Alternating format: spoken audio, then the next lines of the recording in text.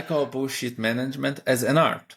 And it's an art to drain all of your energy and create no value. And it's a very simple equation. The more bullshit you handle, the less value you create. But now it comes the truth. When I started my journey as a product manager, I realized that I was actually doing more bullshit management than product management. But it took me a while to realize that. And now, let's be honest, you are going to handle a certain level of bullshit, either you like it or not. But you should be aware of that so you don't spend all of your energy into that. And why am I talking about this? Because that's the reality. For example, gathering requirements. You meet the wants from business stakeholders without knowing the needs of customers. You go to a meeting marathon without connecting to the goals you're trying to achieve. You just blindly become a passenger of your calendar. Welcome to the Product Agility Podcast, the missing link between agile and product.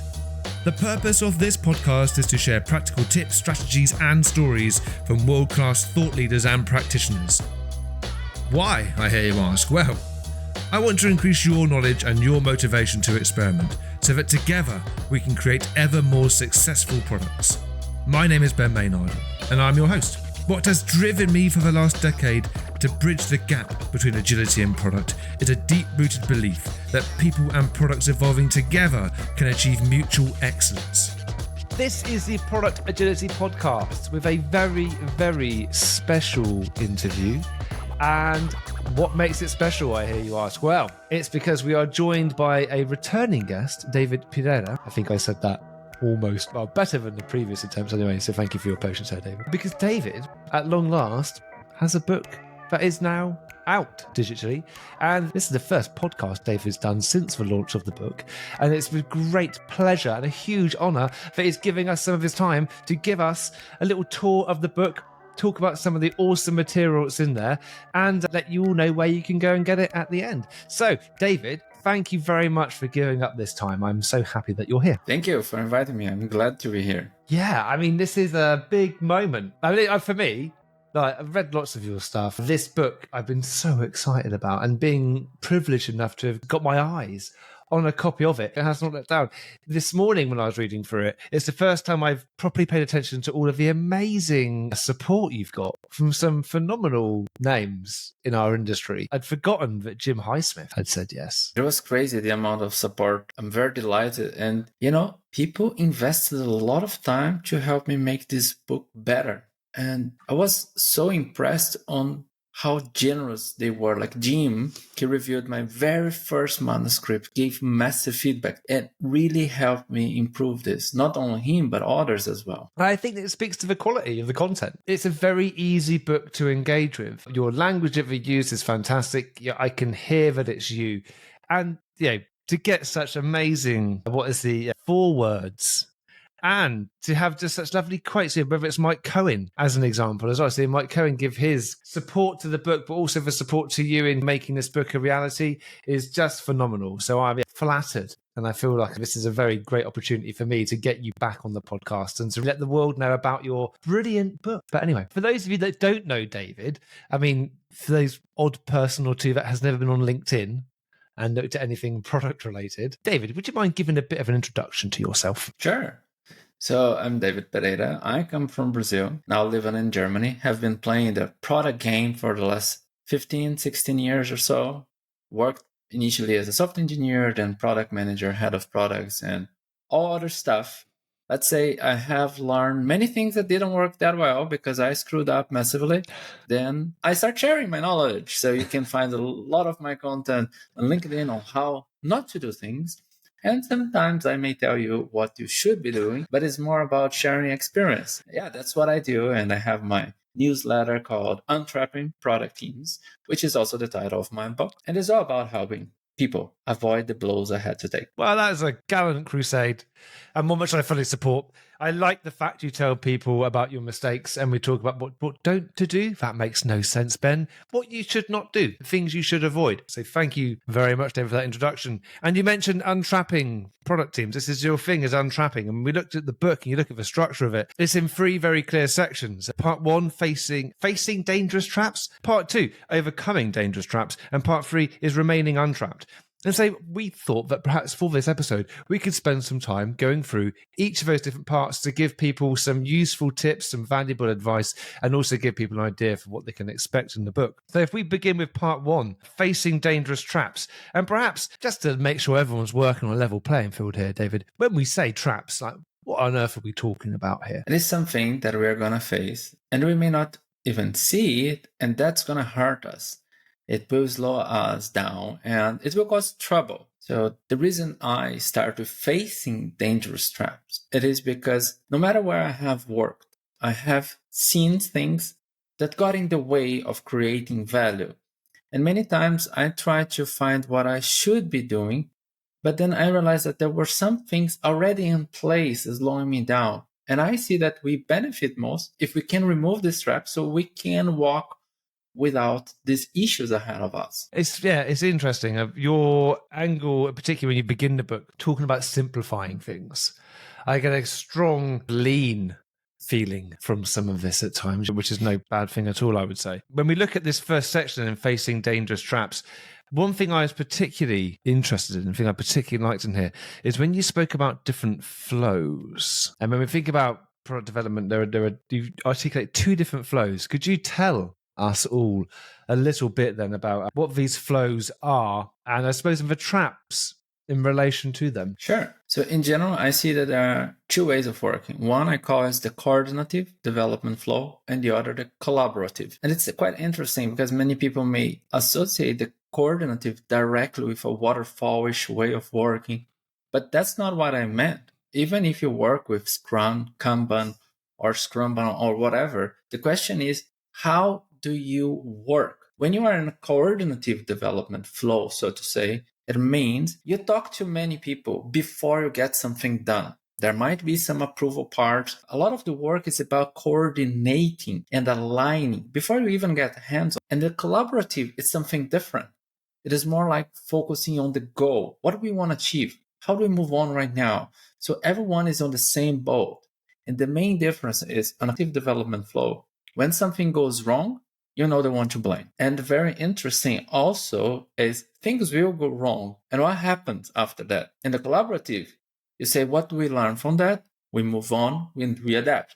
In the coordinative, we go back and we do the same. And we hope the next time will be better. And so this is what I was wondering about. I'm just going to get to the page in the book. Is when you got coordinative development flow, I think when people look at that, well, when I looked at that image, what you're not saying here is what has been said 1,000 times before, probably, which is everyone should work together and we should be collaborative. Because what you're talking about is how the flow of ideas gets narrowed down and how we figure out actually how do we get the bad ideas out quickly rather than just picking an idea and then having to shake lots of hands to get it out.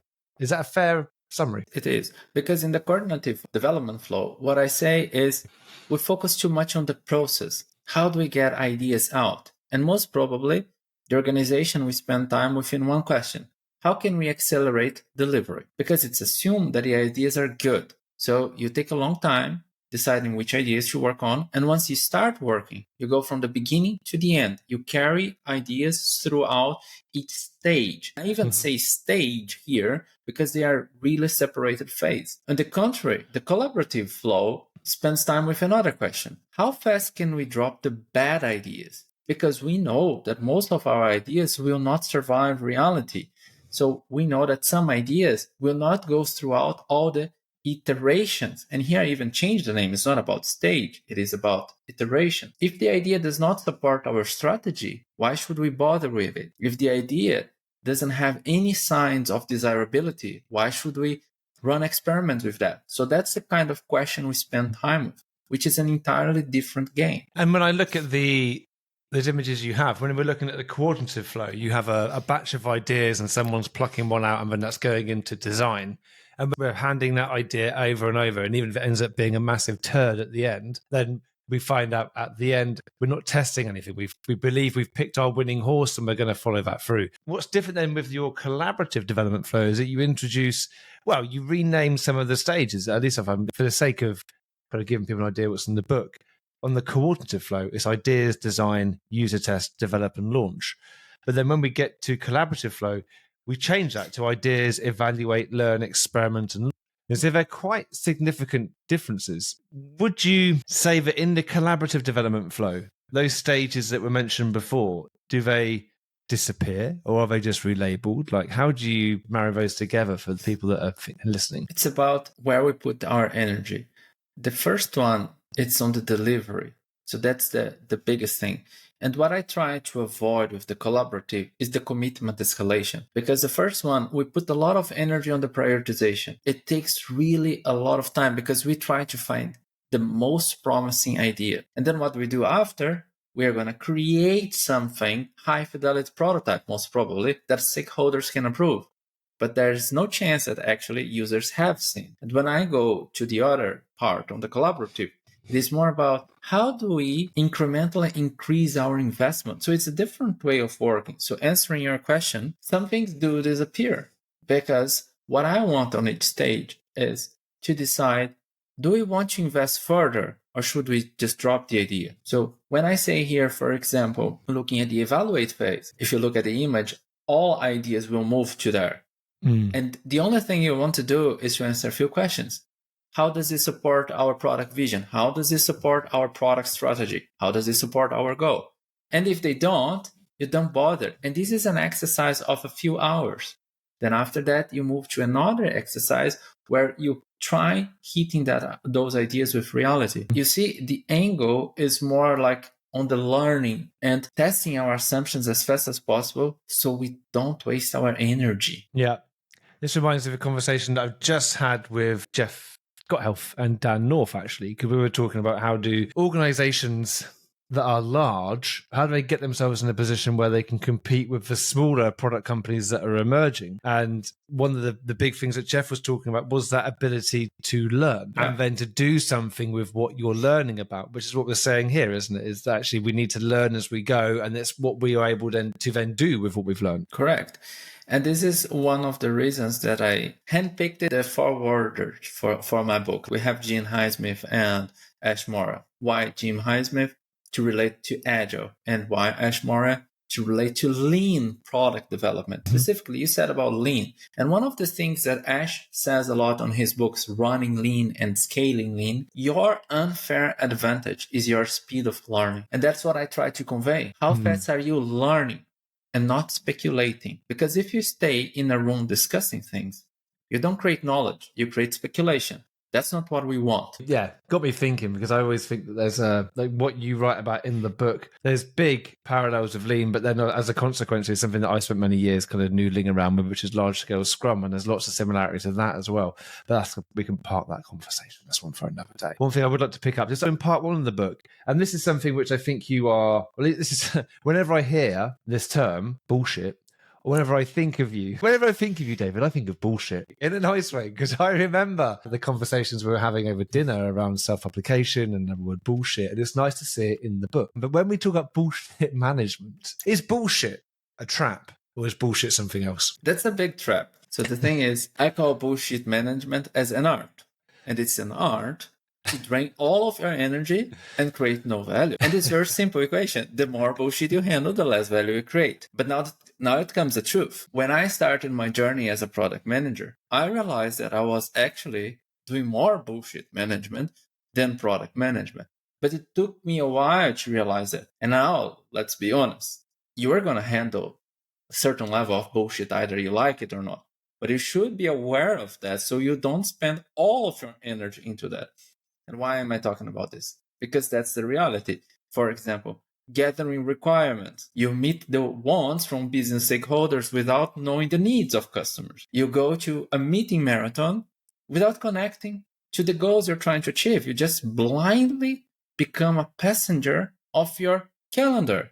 I say like it's a kind of a calendar routine, a calendar-driven routine, something like that. Another example, it is about opinion-driven decisions. So what about evidence? Who is comparing that? No, someone has an opinion and the opinion becomes a fact which goes to a roadmap and boom. So that's why I talk, let's say, eloquently about bullshit management, because I think this is one of the biggest traps. Yeah.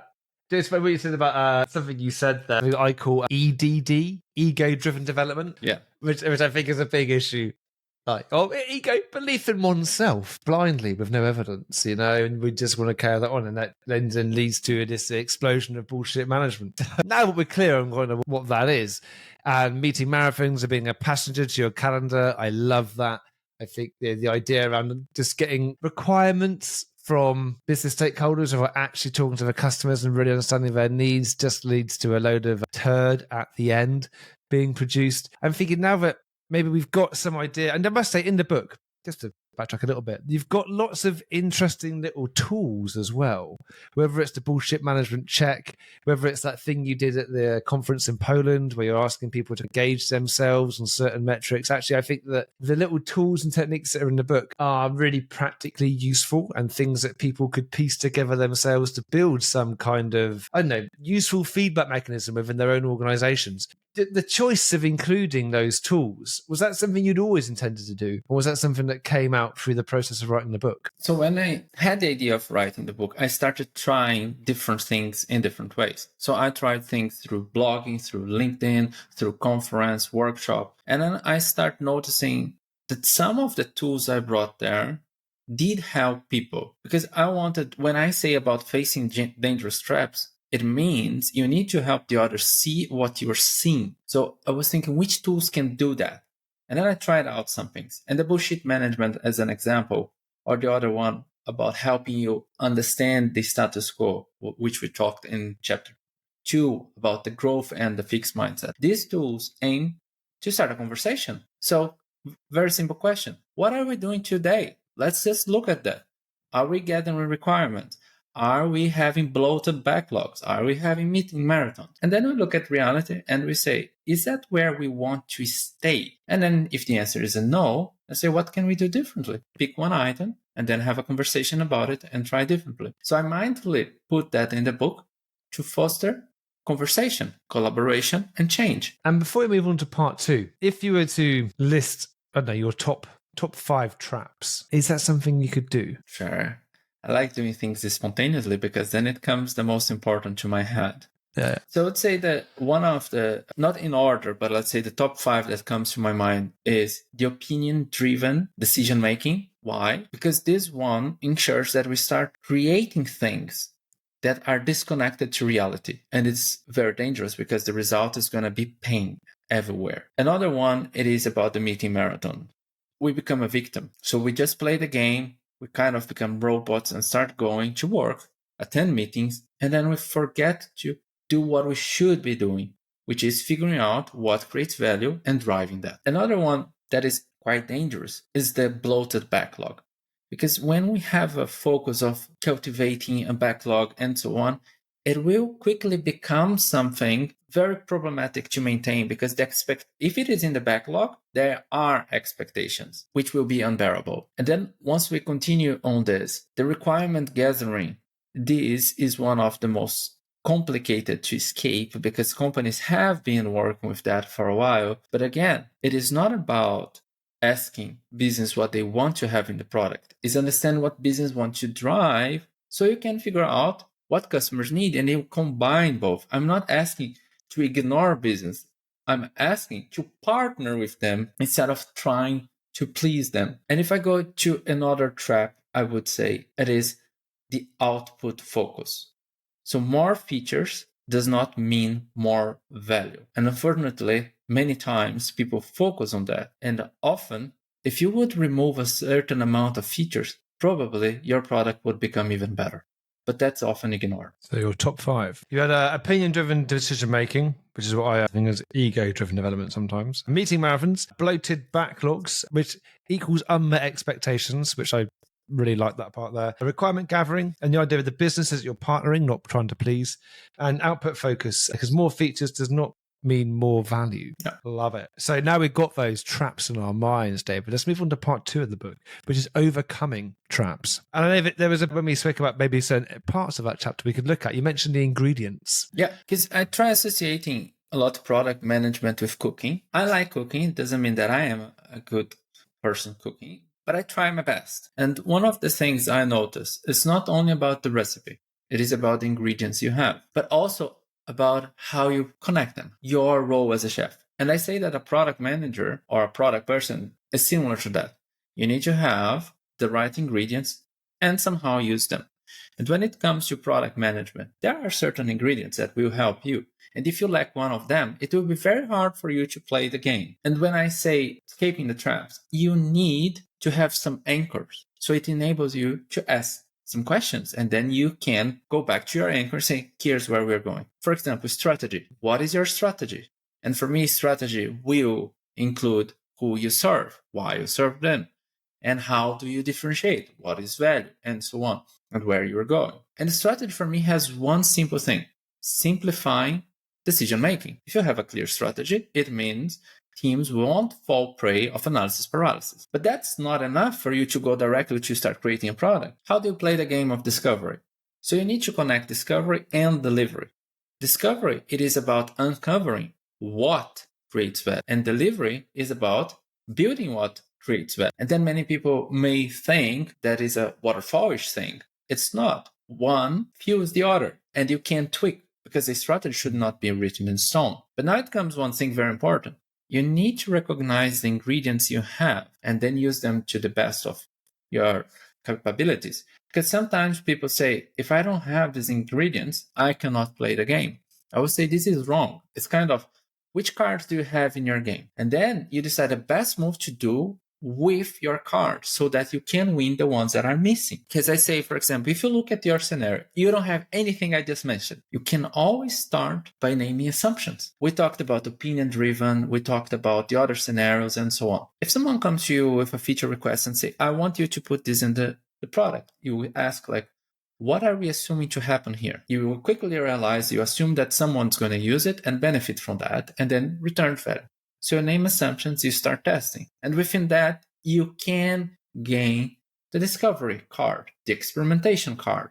And then eventually you can gain the strategy. But chapter 2 is about bringing perspectives, elaborating the ingredients with stories and so on. So you understand where you start and how you can change for the best. So when you say the ingredients, are you saying the ingredients are strategy, delivery, and discovery? Yes, I would say these are the main ingredients. And that if we haven't got a strong hand in all three of those, it's how we play that hand to then give us some more cards over time. Yeah, one of the things that happen in most companies, it's an extreme focus on delivery.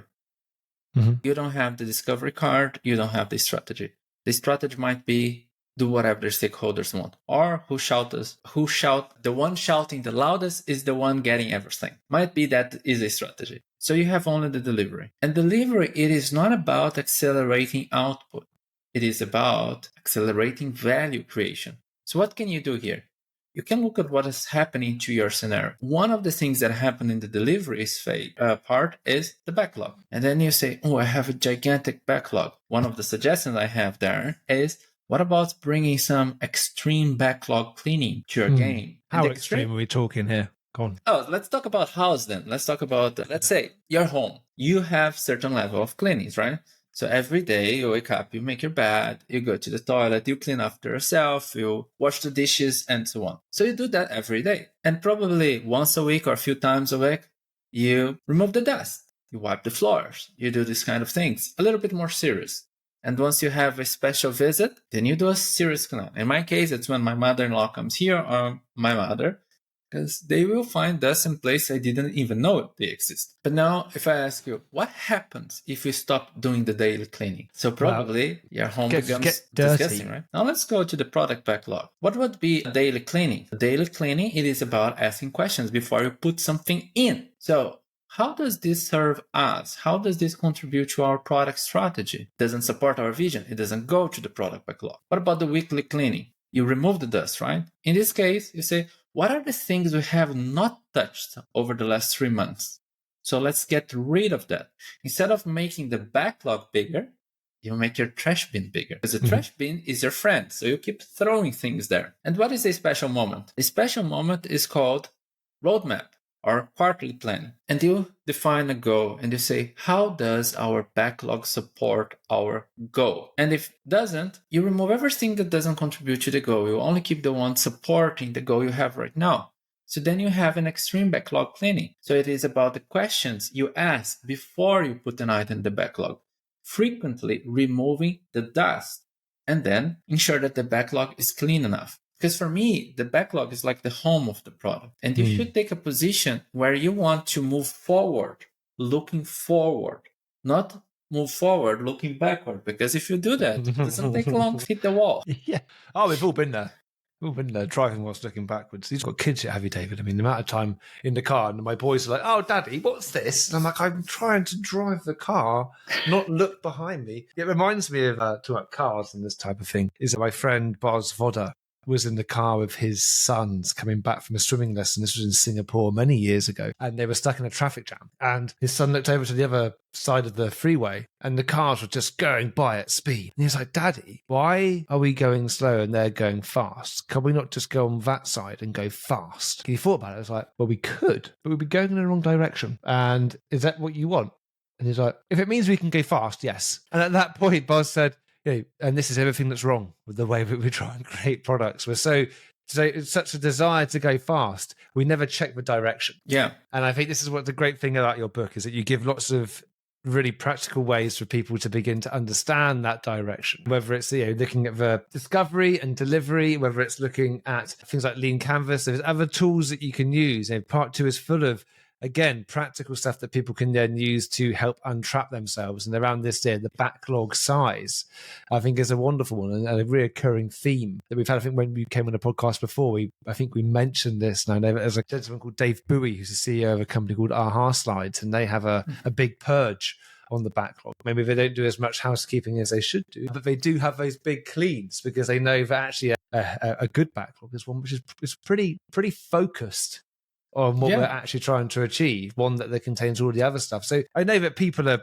probably listening to this, "Oh yeah, that's great," but yeah, okay, we end up with a bloated backlog and there's lots of expectations on there and I need to get rid of things, but people are going to push back and complain about this. Like, how would you manage some of those conversations if people are pushing back on what you're trying to remove? There are different ways of doing this. You can start slowly. You can just archive. You say, let's just put it aside. Let's not in front of us. So these people would have less resistance. It's not my favorite though. My favorite, it is about focusing on what your role as a product person is. Your role is to create value. It is not about creating unmet expectations. And one thing that happens is the power of prioritization generally is missing. So if you keep the backlog full of things, I know you can tell me that Jira, Asana, or whatever tool you're using has unlimited space. Let's just put to the bottom. But you know what happens? If it is there, people have expectations. And if it is there, you need to refine. And it turns out that the product evolves, and then things that you refined maybe 3 months ago, it means you need to refine again. And you can all work on that. And probably they lack context and they are outdated right now. So it's about choosing where you want to suffer. So do you want to have a conflict that is unavoidable right now and then just solve it, which is called prioritization? Where are we going? Then you just do your backlog cleaning. Do you want to have the conflict later, which is related to the same thing, but then they will say, well, it's in the backlog, you haven't delivered anything, and it's always there for 9 months, and there's nothing. So if it's not there, then you don't have these expectations. So it's important to have the hard conversations as fast as possible. There are different ways. One of my recommendations there in the book, situation I had in Brazil, we lacked a vision, and we had loaded of requests. So I tried to understand what was the biggest problem we had back then. And the biggest problem was very clear. Every customer coming in wouldn't stay longer with us. So it means our acquisition cost was lower than the customer lifetime value. So we would not survive in the long run, for sure not. But I had requests from accounting, from finance, from operations, customer service, legal, and so on. And everyone told me that everything was urgent. And you know what I did? I got everyone in the room and I wrote what I just said. We pay for the customers and they just leave us. How are you going to solve it? And then I wrote this and I said, I have at least 5 requests from each one of you here in this room. There were 5 people in the room that day. I said, I don't know where to start if you don't support me. So let's evaluate where we can go. Then one of the stakeholders said, based on what you wrote, my requests are irrelevant. Just disconsider them. But there were 3 stakeholders very passionate about their requests. Funny enough, they started discussing among themselves who has the most important request. And one of the guys from customer service said, I cannot handle this amount of requests. And that's the reason that customers are pissed off, because we don't solve their problems fast enough. And operations said, you will never solve that problem fast enough if we keep delaying shipping. We need to fix the problem with shipping, then you will reduce your requests. So we need to address the root cause, not the symptom. And that was an interesting conversation. So we had a better conversation there. And then the director of operations said, so here is where we go. That's what we're going to do first. And the others, no. So how do you do it? Your scenario will vary from the ones I mentioned. But the most important thing, you need to build alignment. It's not about building the backlog. It is about building alignment.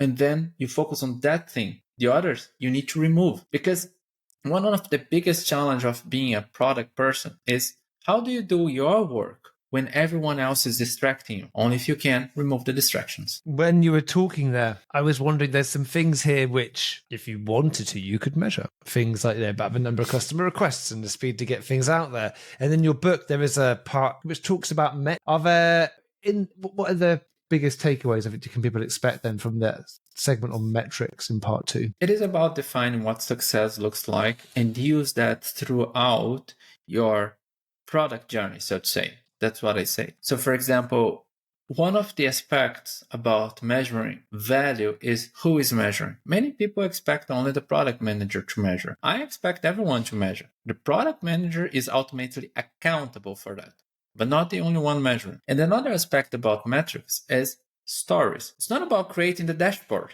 So you may have a dashboard with all the metrics, and then you ask your stakeholders, have a look at this, and we are all fine. No. What is the story we're trying to tell behind the metrics and why them? And another aspect is, I'm not telling people which metrics to use it.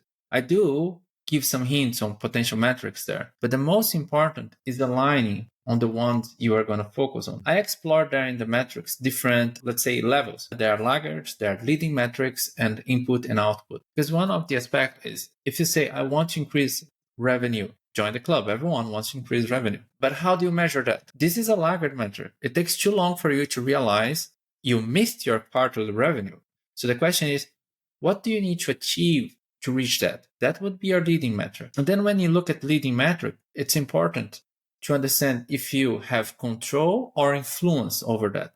And this is a concept I borrowed from Working Backwards, which was a book written by some guys from Amazon. And in this Working Backward, what he says, when it's an input metric, you have control over. For example, one of the places I worked, we had a problem with conversion rate. It was a massive problem. And we wanted to improve the search. There are many ways of improving the search. But what can we control? We control the results we display. But we cannot control what people decide to do with that result. So instead, the first thing, we focus on the search conversion. Then we started creating hypotheses. We said, if we would show the high runners first, people probably will convert. So we started refactoring our search results to focus on the high runners first. And within that, we could see a better conversion, an output metric. So this is what we talked there about developing a mindset that helps people understand different metrics and understand what kind of metrics are you focusing on and how you can deal with that. Because I'm not demonizing laggard metrics. I would say I rather prefer having a roadmap with laggard metrics, because from there we can work on the leading metrics and so on. But if the metric is delivering a feature on time, well, you have only one chance of succeeding. The feature on time. What if the feature is wrong? Then everyone fails. Yeah. So start with having a roadmap which is focusing on some of those lagging metrics. At least you know where you're going, and then you can begin to say, okay, well, how do we build our confidence to know that we're getting there? And those are your leading metrics. And then when we look at all of part 2 about overcoming these traps, and what we've got here is some good product management tools and techniques, artifacts, some ideas around strategy and measurement, and really to help make sure that we can not, I suppose, avoid the traps and also get out of them. So is it So it is overcoming, but there's also a big thing here around avoidance of falling into some of these traps. For sure, correct. And one important thing about part 2 is I bring many techniques that are not from me, but techniques that I have been using for a while. Because I have tried many different frameworks and not everything helped me. So what I try to bring in part 2 are the techniques and methods that did help me over the way and what I did differently, how I combined them. Some things I tweaked, some things I adapted here and adapt there. And that's what I share in the book. So most of the things are from other authors, like Teresa Jeff Patton, Ash Moria, and so on. But some things are from me. So the way I organize there, how we structure the product team, but it's about showing you how you can create digital products. And what I tried is following the core of the book, simplify the unintended complexity. Sometimes we think about how can we add something. And in this part, I also say what you can do differently, what you can remove, and what you should be achieving instead of what you should be doing. And that's it's that idea of unintended versus necessary complexity. Yeah. There's some complexity which is necessary in order for us to operate, but some of it is unintended because we never designed it in that way. It gradually emerged, and then I say it's always accept it as a status quo. And what we've got here in part 2 is some ways to challenge that status quo, help create a new paradigm and a new way for people to view the product and take different types of action. And let's say that we've done that, we've achieved it, we've overcome the traps. How do we remain untrapped, David, which is part 3 of the book? Sure. Before I jump into that, one thing you said that's very interesting. Many times it's on the flow, just doing things. And this is where I ask people to step back and say, how does this contribute to value creation? And now it comes the bad news. If you don't know how to answer that, big chance you're doing bullshit management because you fell prey of something that is distracting you from creating value. So that is one of the core parts. If you don't know why you are doing what you're doing and how that connects to value, it's an opportunity to decide if you want to keep that, if that helps you, which relates to your question of remaining untrapped. Because the part of remaining untrapped, one of the key things is the product game is complex. How do you ensure that you are delivering value at the best capacity of the team? It's not by applying all the things I mentioned in chapter 2. That will help you. But it's about monitoring key aspects. Are they happening? For example, are teams empowered to make decisions? Are teams deciding what to do in order to achieve results? Or are they just meeting deadlines? So what I did in chapters from 11 to 15, something like that, it is about equipping people to step back and look at the status quo and say, there is something here we could do differently. So it's helping you see where you need to act. Because if you just sit down and relax, the traps will just come back and they get you. Yeah, it's annoying, that, isn't it? I suppose. You take your foot off the gas. You look back to see what the kids want to show you, and before you know it, you've ended up in a similar place to where you were before, and you've kind of gone right into one of those traps. Yeah. So there's a section here, which is chapter 12 around principles, and this is a slightly tangential thing, and it's maybe, I don't know if you're comfortable answering this or not, but how would you describe what a principle is, just like generically? Because I know we have the agile principles and people talk about doing things in principle, and I think that we have an odd relationship with the word principle. So I'd love to know how you would define what a principle is. This is an interesting question. I would say principle is the root of our behavior. So we put attention on what truly matters. For me, principle is something about helping us make decisions that contribute to what is essential, something like that. Yeah. No, I like that. There was a quote by Percival D. Hock, who is the gentleman who created Visa, in his great book, Building the Chaotic Organization. I can't remember the name of it exactly, but he says principles are what ought to be. Yeah, that's an interesting definition. And I just thought, it's stuff we believe it and we can see it. But yes, that's it. We know that's how it ought to be, but we also know that it's something that we have to keep striving for and try and get there. Otherwise, we just won't be able to, probably, because principles should be hard and they should be a challenge and they should be something, I would say in most instances, which isn't coming naturally to us, maybe in a product perspective. It has to be something which is challenging us. Otherwise, we're just turning up and doing our job. We're not putting the thought, we're not stretching ourselves. Yeah, that's correct. And I try to set the principles in different levels to make it strategy, collaboration, discovery, and delivery. And one of the principles I always notice that people struggle with, it is about first build to learn, then to scale. core part of this, like these are the principles that have helped me in my scenarios, in my challenge. I do encourage people to reflect on what helped them. I do share my principles, and I don't say you have to blindly follow my principles. What I say is you can use them if it helps you, but you can tweak to your necessity. Yeah. I don't say that my principles are the truth. But this example here, first build to learn, then to scale. Why do I say this is very important to me? Because most places I see, there's a lot of discussion on how do we build this right? How do we ensure this is scalable, maintainable? And then software engineers want to build something perfect from the beginning. Just to realize once you put in the product, actually, it doesn't matter if you have 98% of test coverage if nobody's going to use that. So the very first version of whatever you are trying to just enable you to test, if the users understand how to use it, if it delivers value for them, and then you can lately increase the reach and so on. I like saying something that software engineers hate. I encourage deliberate use of technical debt. Yeah. So yes, you reduce the test coverage to the bare minimum and you hack something that you're not proud of, but you can expose to your audience, the small part of your audience, not 100%, as fast as possible. So you test it. So that's why I say first you build, then to scale.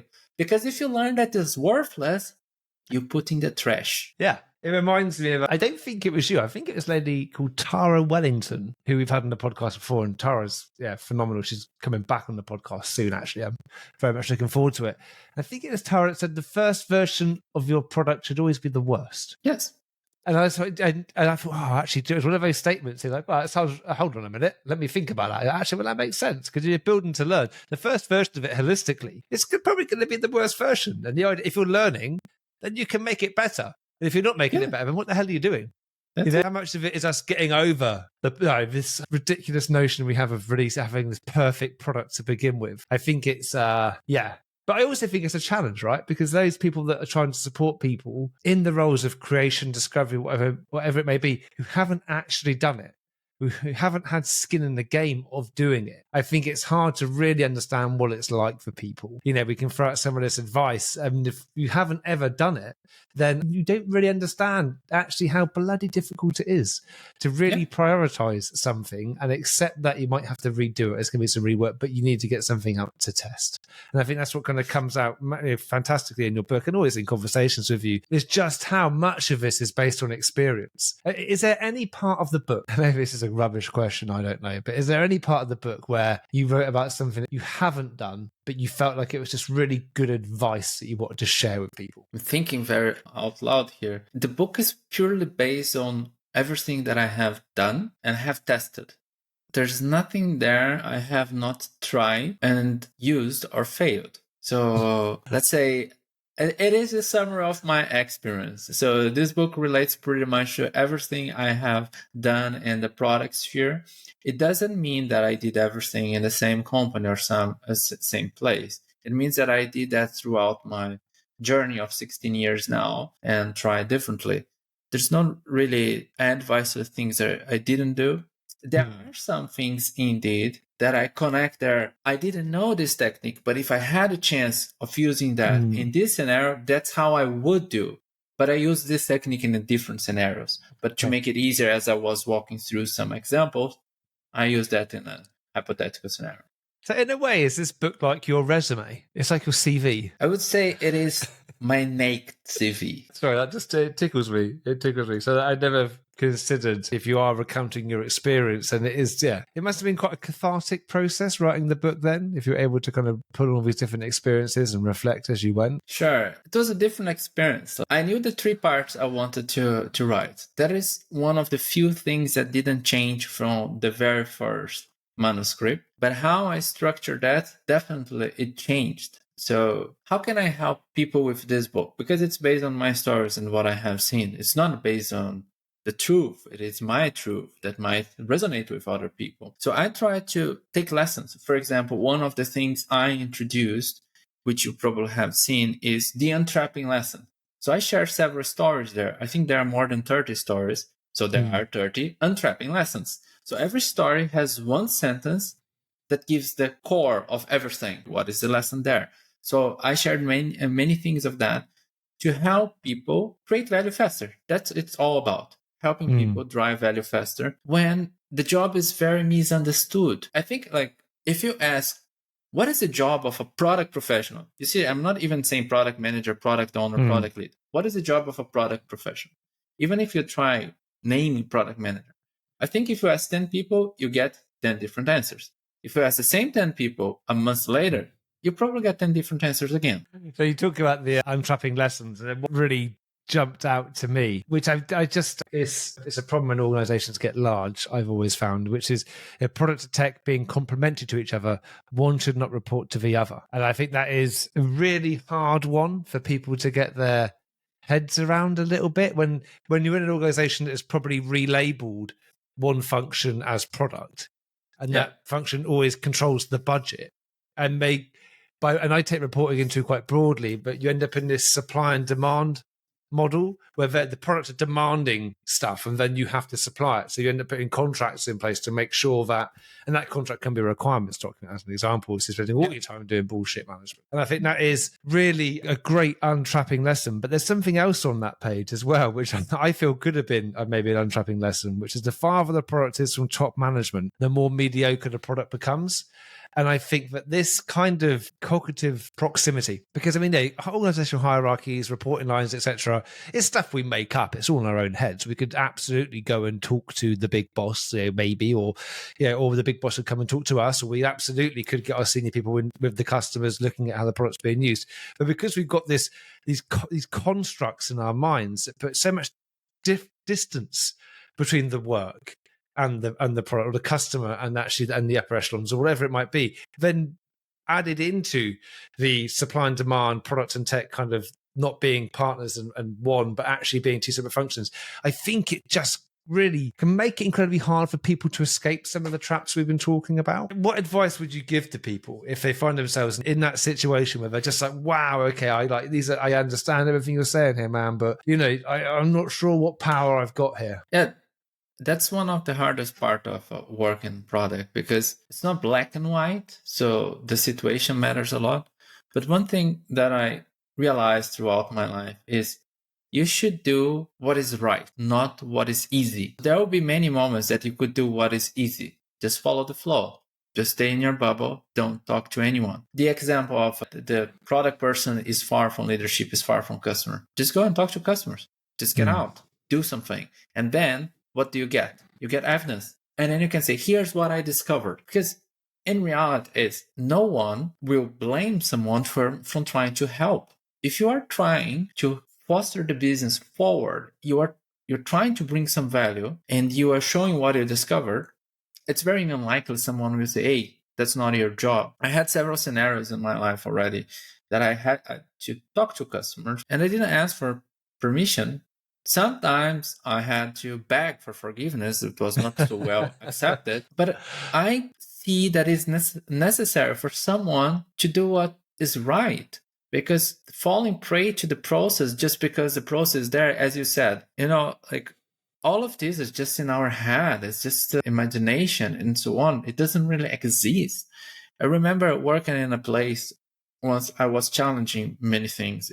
I was still a software engineer, and my nickname there was Mr. Y, because I asked why all the time. Someone, high-level management, came to me and said, like, who do you report to? I want to know who you answer to. And then he said this part, who you answer to. I said, well, I answer to those who ask questions. So if you have a question, you ask, and then I answer. So, no, I want to know who is your manager, who you answer to. So it doesn't matter. I'm here to contribute to create value. This is what I discovered when I talked to the users. And they are telling me this is happening. And actually, I saw that happening. So I'm just asking, why don't we address a problem that we know that happens instead of addressing problems that apparently we only think they happen? I bet you were very popular. Yeah, not everyone liked me that much. I remember that. But it's funny that within this persistency and annoyance I always created, we got into conversations of prioritization and trying to understand what was worth our time and what was not. Yes, sometimes I received the top down saying, this is what you were going to do because the boss said so.